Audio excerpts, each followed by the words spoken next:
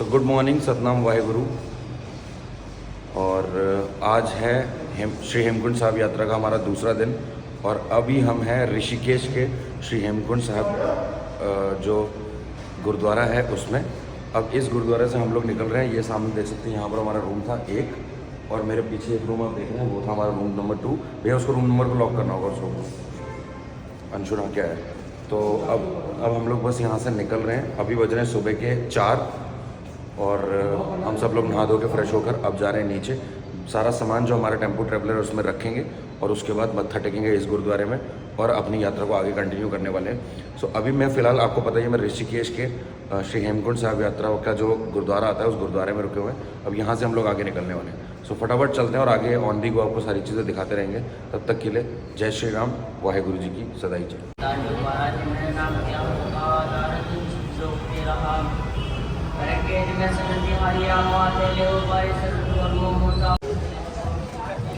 तो अभी हो रहे हैं सुबह के 5 और करते करते टाइम हो गया। हम नीचे आए, मत्था टेका।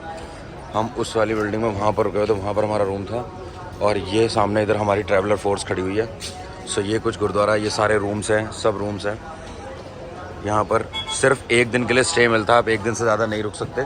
चाहे आप AC रूम लीजिए, चाहे आप नॉन AC रूम लीजिए। AC रूम का जो चार्जेस है वो 2000 रुपीज़ है। कितने भी लोग हों कोई दिक्कत नहीं है। उसमें 2 बड़े बड़े बेड लगे हैं जो कि मैं आपको पिछले ब्लॉग में दिखाई चुका हूँ, और एक्स्ट्रा मैट्रेसेस भी हैं जो 3 थे। तो आगे है, हम आगे मत्था टेक लिया है हमने। सामने यहाँ पर लंगर हाउस है और यहाँ पर जूते चप्पल सबमिट करने का, और उधर पर बैगेज रूम है, लॉकर रूम है। तो ये कुछ पूरा गुरुद्वारा है ऋषिकेश में, जहाँ पर आप अपने हेमकुंड साहब की यात्रा के दौरान स्टे कर सकते हैं। एक दिन अपना रेस्ट करने के बाद फिर आगे यहाँ से निकल सकते हैं। सो हम कल सुबह मॉर्निंग में निकले थे जलंधर से अपनी ट्रैवलर फोर्स गाड़ी से, और उसके बाद फिर हम यहाँ पर पहुँच गए थे 2:30-3 बजे करीब। और ये यहाँ पर ऋषिकेश में इस गुरुद्वारे में स्टे करने के बाद, मतलब रूम लेने के बाद, हम लोग चले गए थे रिवर राफ्टिंग करने। सो अभी अगले दिन यानी कि आज की मॉर्निंग में हम लोग बस निकल रहे हैं ऋषिकेश के श्री हेमकुंड साहब गुरुद्वारा से आगे। सो ऑन दी गो आपको सारी चीज़ें दिखाता रहूँगा, बने रहिएगा ब्लॉग में। आपको काफ़ी कुछ समझ में भी आएगा। अगर आप भी आगे यात्रा करते हैं श्री हेमकुंड साहब की, तो आपको काफ़ी चीज़ें बताऊँगा मैं वीडियो में, ब्लॉग में। सो प्लीज़ देखते रहिएगा। तो हम लोग निकल चुके हैं और सुबह के 5 बज रहे हैं और बहुत ज़्यादा भीड़ है, आप देख सकते हो। पूरा गुरुद्वारा में संगत आ रही है, जा रही है। तो यहाँ से बस ट्रैवलर को निकालते हैं और फिर आपसे मिलते हैं।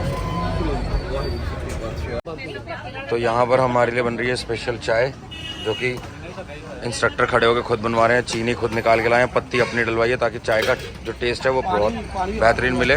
और RO वाटर से चाय बनवा रहे हैं। और यहाँ पर बन रही है हमारी बेहतरीन मैगी। और ये चाय का कलर देख लो। और संगत बैठी हुई है चाय पीने के लिए, तरसे पड़े हैं बेचारे सुबह सुबह। और ये रोहन भाई ले आए गार्लिक ब्रेड, उसमें चीज़ रखा हुआ है, तो ये चीज़ स्लाइस। तो यहाँ पर फटाफट छोटी शॉप है और अनिल अंकल वहाँ है।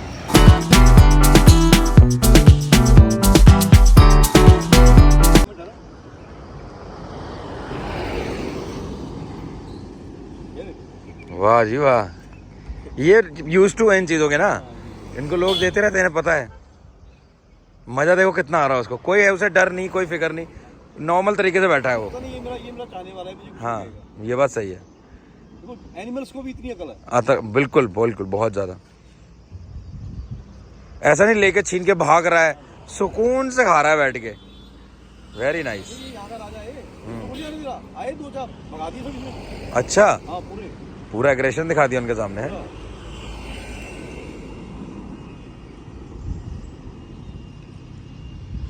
तो ये कुछ व्यू है भाई, देख लो, ये मस्त व्यू। और यहाँ से संगत जा रही है, ये लोग भी जा रहे हैं श्री हेमकुंड साहिब के लिए।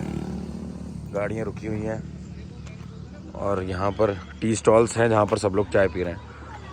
तो बढ़िया है, आ जाओ सर। ऑलराइट, तो दोस्तों हम लोग जैसे कि आपको पता है गोविंद घाट जा रहे हैं और यहाँ पर लिया हमने स्टॉपेज। ये है हमारा ट्रैवलर खड़ा है, ये इस तरफ से रोड जा रहा है और यहाँ पर हमने एक स्टॉप लिया है ताकि हम लोग कुछ ब्रेकफास्ट कर लें। पीछे हमने चाय वाय और स्नैक्स तो खा लिए थे। तो इस तरह का कुछ कैफ़े है और यहाँ से बस अभी थकान हल्की हल्की से लग रही है, बट ऐसा कुछ है नहीं। तो इस तरह का कुछ कैफ़े है, देख लो, हम सब बैठे हुए हैं। तो हम सब लगे हैं ब्रेकफास्ट करने और ये हैं आलू के पराठे, दही और अचार। इसने ली है ये नमकीन लस्सी, मैंने ली है ये मीठी लस्सी। और यहाँ पर सब लोग बैठे हुए हैं और वहाँ पर पीछे भी भैया बैठे हुए हैं। और अंशु, अंशु क्या हुआ ब्रेकफास्ट? चलो अब हम फटाफट ब्रेकफास्ट करते हैं। देखो आलू पराठा कैसा है। ये क्या कर रही हो? हाँ? ऐसे थोड़ी होता है, मैं 3 थोड़ी खा लूँगा।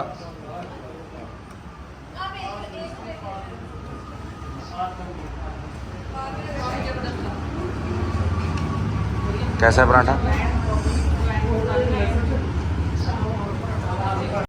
नाश्ता करने के बाद दोस्तों हम फिर से निकल चुके हैं और आगे रास्ते में आता है धारी देवी माता का मंदिर, जो कि एक प्राचीन मंदिर है, प्रसिद्ध मंदिर है। और वहाँ पर हम रुकने वाले हैं, जो कि पूरा मंदिर आपको दिखाऊंगा और वो क्यों फेमस है ये भी आपको बताऊंगा। तो फटाफट चलते हैं और आपसे मंदिर में मिलते हैं।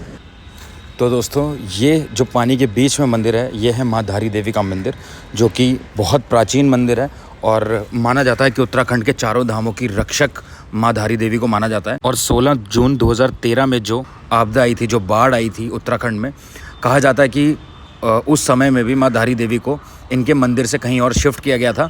इसीलिए माँ धारी देवी का क्रोध कहा जाता है उस आपदा को भी। फिर माँ धारी देवी को वापस यहीं पर स्थापित किया गया। माँ धारी देवी का शीश दिन भर में 3 अवस्थाओं में बदलता है। सुबह के समय में कन्या अवस्था में, दोपहर के समय में किशोर अवस्था में और शाम के समय में वृद्ध अवस्था में यह शीश देखने को मिलता है। अगर बात करें माँ धारी देवी के इतिहास की, तो माँ धारी देवी 7 भाइयों की इकलौती बहन थी। बचपन से ही भाई उनसे नफ़रत किया करते थे क्योंकि वह जन्म से ही सांवले रंग की थी। साथ ही में बड़े होते होते भाइयों को यह पता चला कि इस कन्या के ग्रह उनके लिए कुछ ठीक नहीं है। समय बीतता गया और कुछ समय बाद 7 भाइयों में से 5 भाइयों की मृत्यु हो गई। सो जो 2 शादीशुदा भाई थे, उनको ऐसा लगा कि शायद माँ धारी देवी के ग्रह खराब होने की वजह से ही उनके 5 भाइयों की मृत्यु हुई है।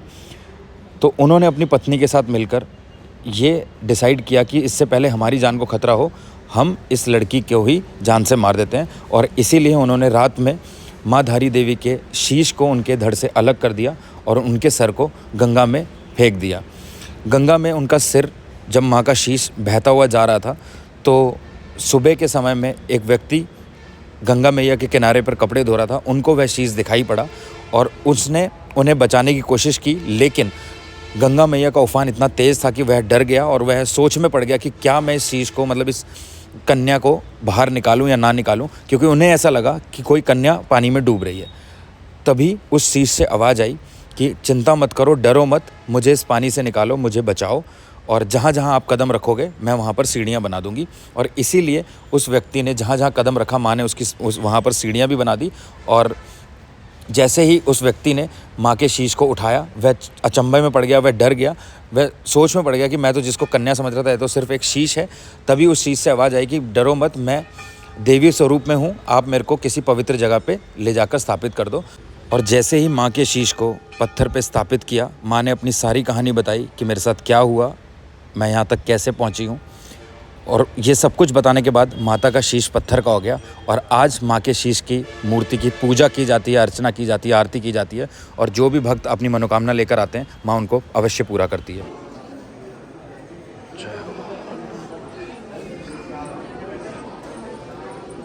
तो माता के दर्शन हो गए, प्रसाद हमने ले लिया। जय माता दी। आपने भी दर्शन कर लिया। सब माता से प्रार्थना करना कि सबके जीवन में खुशहाली आए। जय शेरा वाली माता आपकी सदा ही जय।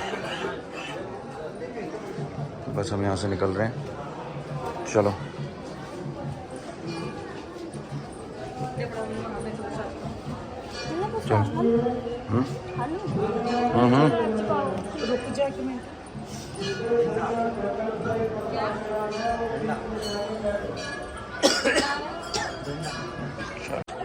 ऑलराइट, तो गाइस अब हम लोग निकल रहे हैं यहाँ से मंदिर से। ऊपर रोड पे हमारी ट्रैवलर फोर्स खड़ी, थोड़ा सा रास्ता हमें चढ़कर जाना है। नीचे भी देख लो, दोनों साइड्स मैंने आपको दिखा दिया। उस झूले पे भी जा सकते हैं, सामने जो आप देख पा रहे होंगे, ये इस झूले पे भी जा सकते हैं, साइड से रास्ता है। बट हम लोग जाने आने वाले हैं, लेट हो जाएंगे हमें आज। ऑल राइट, तो हम लोग रुके हैं अभी एक पेट्रोल पंप में, गाड़ी में टंकी फुल हो रही है और पीछे का व्यू आप देख लो भाई थोड़ा सा, ये ऐसा कुछ व्यू है। और मैं आगे का दिखाता हूँ आपको, ये छोटा सा पेट्रोल पंप है, यहाँ से हम पेट्रोल डलवा रहे हैं गाड़ी में, गाड़ी देख लो। और ये कुछ व्यू है भाई, ये देखो।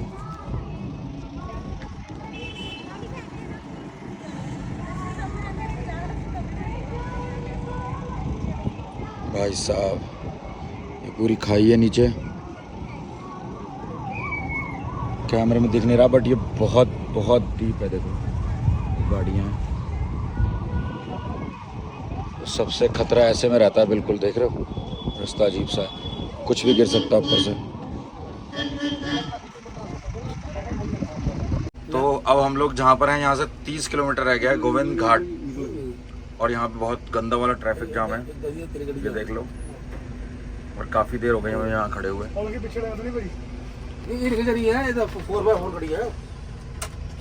नीचे गाड़ी लग रही है तो लोग बड़ी संभाल के चला रहे हैं। ड्राइवर पे भी डिपेंड करता है।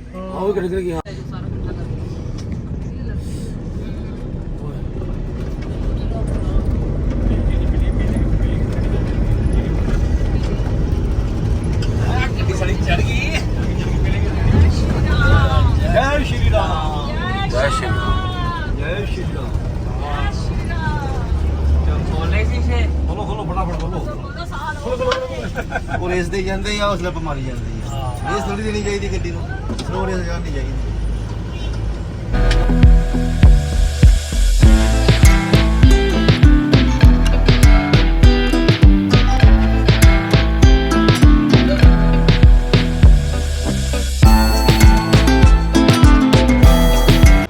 तो दोस्तों हम लोग पहुंच चुके हैं अपने होटल रूम में। ये छोटा सा होटल रूम है जो कि हमें 4000 रुपीज़ पर रूम मिला। हमने 2 रूम लिए हैं, अगेन एक में लेडीज़ एक में जेंट्स। यहाँ से बाहर ये खुला बालकनी है, ये भी बालकनी है। और ये मॉर्निंग में मतलब इवनिंग में जिस टाइम हम आए थे तब बहुत अच्छा व्यू था, बट वो डिस्कशन करने में कि हमें बैग में क्या क्या चीज़ें लेकर जानी है, कल चढ़ाई के टाइम पर किन चीज़ों की ज़रूरत पड़ेगी, उन बैग्स को हम लेकर आए क्योंकि टेम्पो ट्रैवलर हमारा ऊपर खड़ा है और हमें यहाँ पर नीचे आए हैं। नीचे गुरुद्वारा साहब है, बट यहाँ पर रूम बहुत मुश्किल हो रही थी, भीड़ बहुत ज़्यादा थी, इसलिए हमने यहाँ पर ऊपर रूम ले लिया। जस्ट गुरुद्वारा साहब से थोड़ा सा ऊपर ही है ये।